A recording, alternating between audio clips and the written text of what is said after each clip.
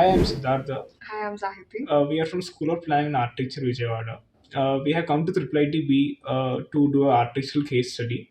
We have spent around 2 days here visiting the campus, going throughout the different academic blocks and hostel blocks. And in an architectural aspect, when going through the admin and the academic block, we've seen it naturally lit with the skylights that opened from the second floor of the building to the ground floor, and also creating a very engaging sitting spaces in the ground floor.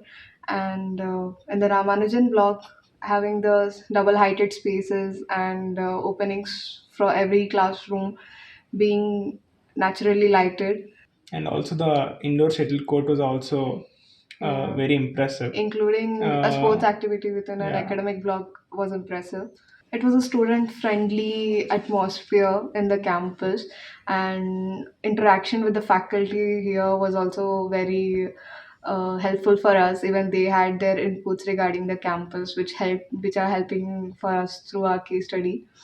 And it was a very good experience for us coming here and visiting IIIT Bangalore.